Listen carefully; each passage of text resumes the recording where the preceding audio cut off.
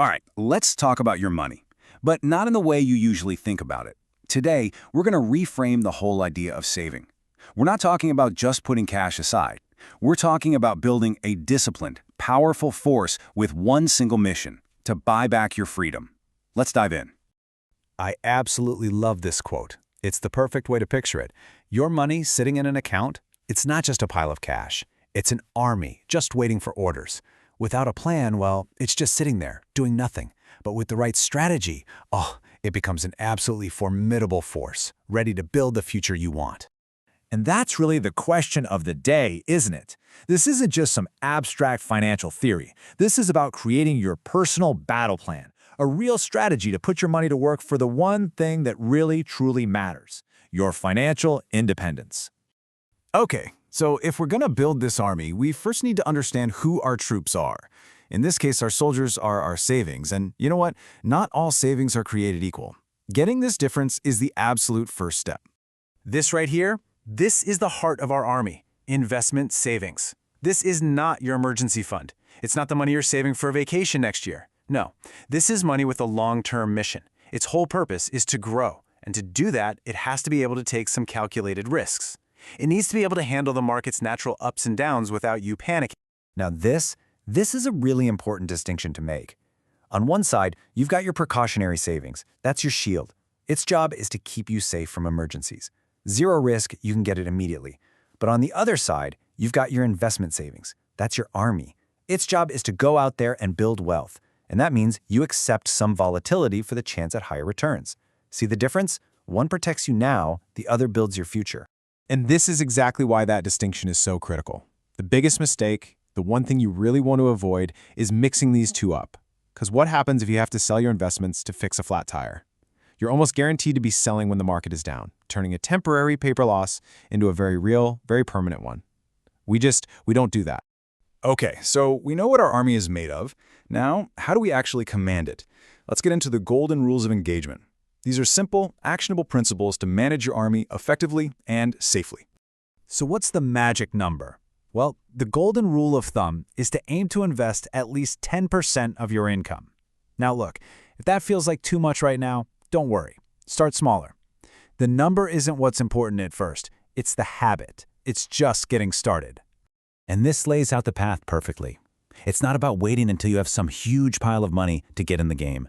It's about starting, even if it's a small amount, doing it regularly every single month, and building that discipline. Honestly, that habit is way more valuable than whatever amount you start with. You know, a really common instinct is to think, I'll just wait until I have a big lump sum to invest. But believe it or not, that can actually be a much, much riskier way to do it. Let me show you what I mean. So imagine you put your entire nest egg into the market right here, at the very peak. And then, the very next day, the market takes a nosedive. Your entire investment is immediately underwater. Yikes. It can take a really long time to recover from that. You're basically making a huge bet that you can time the market perfectly, which, let's be honest, is pretty much impossible. But what if we flip the script? What if instead of one giant bet, we make a bunch of smaller, regular investments over time? This completely changes the game. It turns those scary market dips into something else entirely. Here's how it works. By investing that same amount, but spread out month after month, you completely smooth out your risk. When the market dips, you're not panicking. Actually, you're buying more for your money at a lower price. Over time, this brings your average cost down and can seriously position you for bigger gains when the market recovers. It literally turns fear into an advantage. So, we have our army, we have our rules of engagement, but it's so important to never ever forget the ultimate goal of this entire mission. Why are we even doing all this in the first place? The real goal is to build your patrimoine. It's a French word, and it means so much more than just wealth or assets. It's your entire financial foundation. It's the legacy you're building for yourself and for the future. It's about methodically, piece by piece, constructing a solid base for a life of freedom and choice. I think this Charlie Munger quote is the perfect mindset for all of this. Take ideas where you find them, but use your own brain to assemble them. What we're talking about today are incredibly powerful concepts and strategies, but they're not one size fits all. They have to be adapted to your unique situation.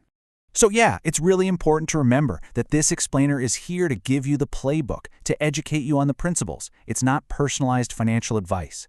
Your mission really is to take these ideas, do your own homework, and build a plan that truly fits your life, your goals, and your own comfort level with risk. All right, let's bring it all home. Here is the final mission briefing, a quick and dirty summary of the whole battle plan we've just gone over. Here are the 5 key takeaways. 1. Start as early as you can. The power of compound interest is no joke. It can literally double your money over time. 2. Only invest your long-term money. 3. Keep that emergency fund completely separate, no exceptions. 4. Start small but be regular and consistent to smooth out that risk. And 5. Aim for that 10% mark. That's your target. So the final question is for you. This is the first step, the foundational strategy to take back control. Are you ready to give your money its mission? If this has inspired you to start thinking about your own journey to financial independence, let me know in the comments. Just type the word freedom. And if you want the next steps in this action plan, well, you know what to do. Make sure you like and subscribe because we have a lot more to cover. Thanks for watching.